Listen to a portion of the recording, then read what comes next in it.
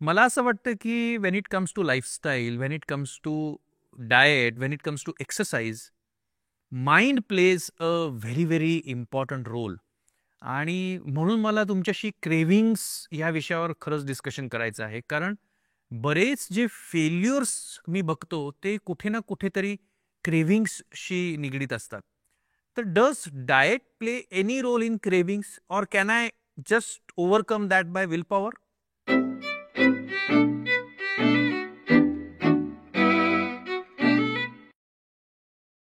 Exactly. Diet हा शब्दच deprivation आहे. त्याच्यामुळे सुरुवातच असं, की why do I have cravings? ज्यांना पण क्रेव्हिंग्जचा चॅलेंज आहे, सगळ्यात पहिले विचारणं गरजेचं आहे, मला काय खावंसं वाटतं? मोस्टली आपल्याला 70% गोडाची क्रेव्हिंग होते. कोणी म्हणतं मला गोड नाही, मला समोसा, वडापाव खायची इच्छा होते. तर हे जे क्रेव्हिंगमध्ये पण सॉल्ट अँड शुगरमध्ये जो डिफरन्सिएशन होतो, ती बॉडीची गरज असते किंवा जेनेटिक्स असतं, की एकाला गोड आवडत नाही म्हणून. तर देन वी लुक ॲट की किती क्रेव्हिंग आलं तर किती खातं. एक-एक जण तर इमोशनली 2-2 पेस्ट्री खाऊ शकतात. म्हणजे ते पार 20 चमचे साखर एका वेळेला खाऊ शकतात. अख्खी काजू कतलीचा डब्बा खाऊ शकतात. त्यांचा थ्रेशोल्ड बघतो मी, की क्रेव्हिंगमध्ये तुम्ही किती खाऊ शकता. कोणी म्हणलं क्रेव्हिंग आला आणि मी 1 गुलाबजामुन खातो, मी इग्नोर दॅट क्रेव्हिंग कारण it is not craving then.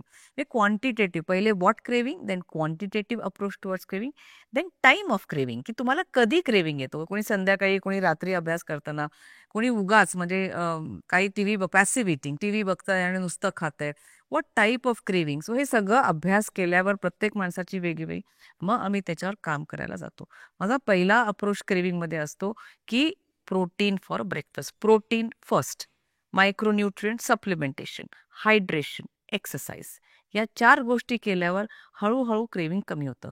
या क्रेव्हिंगच्या लोकांना मी चीट डे सांगत नाही, डाएट सांगत नाही. कारण पहिल्याच दिवशी मला वजन कमी करायचंय, मला कमी खायला लागेल. कमी खायला लागेल म्हणलं की बॉडी डिमांड करायला लागते. म्हणजे समाधान जेवताना येतच नाही. मग अशा लोकांना आम्ही वन स्टेप 100 ग्रॅम आठवड्याला कमी करा. पण start working towards building up a habit and working on nutrition. So क्रेव्हिंग्समध्ये तुम्ही ब्रॉड दोन क्लासिफिकेशन्स किंवा ग्रुप्स केले. एक शुगर क्रेव्हिंग आणि एक salt craving. Is managing sugar और सॉल्ट क्रेव्हिंग डिफरंट, और is approach to managing sugar craving, salt craving different? Is there any reasoning behind that? It depends on your genetics. आपण प्रत्येकाला एक attitude असतो, की कोणाला गोड आवडतं, कोणाला तिखट आवडतं. तर हे टेस्ट बड्स आर जेनेटिक्स. त्याच्यामुळे attitude towards food changes because your taste buds demand that kind of a mind and taste are sync with each other. When you have a salt craving you can't eat more. म्हणजे तुम्ही कारण त्याच्यावर खूप fat येतो. जसं for example तुम्ही chips खाल्लं किंवा हे खाल्लं. एक 100 ग्रॅम, 200 ग्रॅम त्याच्यानंतर उलटीसारखं वाटायला कारण फॅट आपण जास्त खाऊ शकतच नाही. साखरेचा क्रेव्हिंग आला तर फॅट कमी जाते, सो शुगर लोड वाढतो आपला. तर माझ्या पॉइंट ऑफ व्ह्यूनी शुगर क्रेव्हिंग कमी करायला आम्हाला फार त्रास होतो. म्हणून शुगर हा कायम फॅट बरोबर खायला सांगतो. आपला खूप लोकांना जेवल्यानंतर गोड खायची इच्छा होते. कळतं की गोड नाही खायला पाहिजे. मी म्हणते गुळतूप खा. गुळतूप is a excellent craving suppressor. Why? Because fructose, गुळात फ्रक्टोज असतो. ते खूप गोड असतं.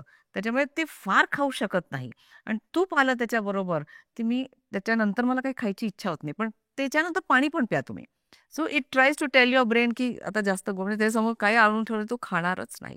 So craving is more associated with sugar load on salt. सॉल्टवाल्यांना पाणी प्यायला सांगतो, शुगरवाल्यांना फॅट खायला सांगतो. इंटरेस्टिंग. खूपच छान.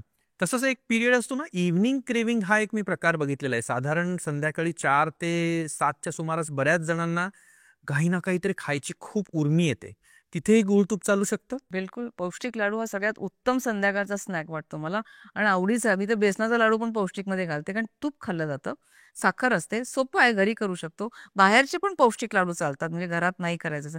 ग्रॅनोला बार, एनर्जी बारपेक्षा हे पौष्टिक लाडू इज मोर त्याचे प्रिझर्व्हेटिव्ह नाही, त्यात काही नाही. So it's a very good thought. आणि चीज क्यूब पण चालतो. कोणाला असं वाटतं मला गोड नाही खायचंय, चीज क्यूब खाऊ शकता. तुम्ही पीनट बटर खाऊ शकता. म्हणजे इट्स त्या फॅटमुळे ना एंड ऑफ द डे तुमची क्वांटिटी कमी होते. जी क्वांटिटी कमी असते त्याचा काही प्रॉब्लेम नाही. चीज क्यूब एक खाऊन पाणी पिलं ना काही नाही होत. ते तेव्हा चहा नंतर मग खारी, क्रीम रोल, बिस्किट. चहाच्या आधी खजूर खाऊन घ्या, लाडू खाऊन घ्या, मग चहा प्या. मग तुम्ही त्याच्यापुढे काहीच खाणार नाही. तर हे हॅक्स असतात जे आम्ही पेशंटना समजून सांगतो. शेवटी केलं गेलं पाहिजे. So we wait for it. पण क्रेव्हिंग्समध्ये आपण म्हणतो की बऱ्याचदा क्रेव्हिंग हे इमोशनल असतं. क्रेव्हिंग न्यूट्रिशनल असू शकतं, म्हणजे काही न्यूट्रिशनल डेफिशियन्सीजमुळे क्रेव्हिंग होऊ शकतं? नक्की. काय म्हणतो आपण लहानपणी मुलं जेव्हा माती खातात, हे खातात, तर तेव्हा मी कॅल्शियम डेफिशियन्सी आणि सगळ्यांना माहिती आहे. मग आपण सुरुवातीलाच म्हणलं, की मायक्रोन्यूट्रिएंट डेफिशियन्सी हा इमोशनल ईटिंगचा सगळ्यात महत्त्वाचा भाग आहे. आम्ही काय ब्लड बीड करत नाही, कारण ह्याचे पण आता मेटाबॉलॉमिक्स म्हणून एक भाग निघालाय. तुम्ही तुमचे एन्झाईम्स समजून घेऊ शकतो त्या टेस्टमधनं आणि तुम्ही तुमचे मायक्रोन्यूट्रिएंट सपोर्ट करू शकतो. म्हणजे इतकं पुढे गेलंय न्यूट्रिशन सायन्स, की तुम्ही जिनॉमिक्स मोजताय, तुम्ही तुमचे मेटाबोलाइट्स किती आहेत मोजू शकताय आणि आपल्या रक्तात आणि मग तुम्ही समजू शकता मला कुठला सप्लिमेंट घ्यायचा आहे. भारतीय आहारात ह्याची फार गरज नसते, कारण आपण एक बॅलन्स डाएट खातो. आपण पोळी भाजी, वरण भात, पोळी भाजी, दही भात. We eat more variety, diversity खूप आहे आपल्या आहारात. एक मल्टीव्हिटॅमिनचा सपोर्ट किंवा व्हिटॅमिन D3ची डेफिशियन्सी बघितली. हे छोट्या-छोट्या डेफिशियन्सीज हे केलं, तर बऱ्यापैकी आपण कंट्रोल करतो. कॅल्शियम द्यायचा का नाही ह्या क्रेव्हिंगला हा सब्जेक्ट आहे. कारण कॅल्शियम आणि क्रेव्हिंग हा लिंक नाहीच आहे. कॅल्शियम हा पायकानी असेल, पण कॅल्शियम हा मॅग्नेशियम, झिंक, बी कॉम्प्लेक्स ह्या गोष्टी जास्त करून क्रेव्हिंगशी लिंक्ड आहेत. तुम्हाला कधी क्रेव्हिंगसाठी बियॉन्ड न्यूट्रिशन सायकॉलॉजिस्टची किंवा अजून कोणाची मदत घ्यायची वेळ आली? हो, आता आपण माइंड बॉडी न्यूट्रिशन हा एक नवीन ब्रांच ऑफ मेडिसिन. ह्याला आपण न्यूट्रिशन सायकॅट्री म्हणू शकतो, माइंड बॉडी न्यूट्रिशन म्हणू शकतो, गट ब्रेन ॲक्सेस म्हणू शकतो, फंक्शनल न्यूट्रिशन म्हणू शकतो. अशी नवीन नवीन न्यूट्रिशनचे ब्रांचेस यायला लागले.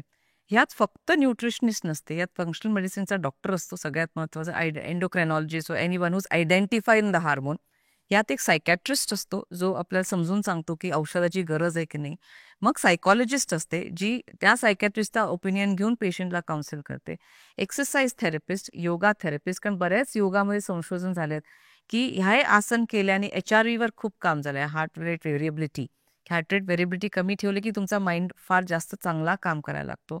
योगावर खूप काम झालं. अशी एक टीम झाली आहे जिथे आपल्याला माइंड बॉडी न्यूट्रिशनला holistically, if you are an emotional eater, आपण त्याच्यावर काम नक्कीच करू शकतो.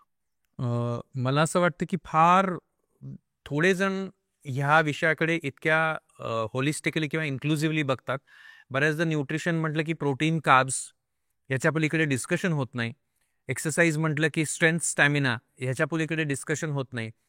ह्या आपल्या टॉक शोमधून आपल्याला हे जाणवतंय की न्यूट्रिशन असो, एक्सरसाइज असो, mind plays a very important role. Team plays a very important role. Inclusiveness or holistic approach has a value when we deal with these kind of patients or people. So we learnt about cravings and how to handle cravings. To summarize, if you have to tell me 5 hacks or 3 hacks to control cravings, what will be them? Yeah. सगळ्यात पहिले I would say that learn where you are failing. If you are know that की हे माझ्याकडनं control होत नाही, sick a help. कारण प्रत्येक we are in a personalised era of health and nutrition. त्याच्यामुळे do not wait for any other people's advice to work on you. Seek a help. Doctor, dietitian, psychologist, choice is yours, but seek a help. To start your breakfast with proteins. Do not ignore proteins for breakfast. Cup of milk and fruit also works. पण पहिले दूध प्या, मग नाश्ता करा. नाश्त्यानंतर दूध पिऊ नका. So start your meal with protein. हा फार 3. Keep yourself hydrated. Urine color is the best pinch you get when you see yourself. कारण विसरले, लक्षात राहत नाही. So hydration is a very integral part. Do not ignore very important component of micronutrients in your diet. की तुम्ही support नाही माझ्या जेवणात, मला माहिती मी ट्रॅव्हल करते, मला जमत नाही, मग घेऊन टाका एक सप्लिमेंट. व्हिटॅमिन D मॉनिटर करा. Last but not the list, चांगला फॅट ओळखायला शिका. 30% आपला 20% प्रोटीन आहे कॅलरीज, 30% तर फॅटच आहे. Identify good fats. Fats give you satiety, fat gives you boiled vegetable आणि भाजीमध्ये खूप फरक आहे. त्याच्यामुळे identify good fats. It's not about avocado, it's about adding तूप, 1 चमचा फोडणीची भाजी. You should keep your cravings at the bay. Cravings हा विषय ते आपण सर्व प्रकारे कव्हर केलेला आहे. न्यूट्रिशन रिलेटेड हे वेगवेगळे विषयांची चर्चा आपण अशीच चालू ठेवू आणि पुढच्या एपिसोड्समध्ये अजून वेगळ्या विषयाला हात घालूया.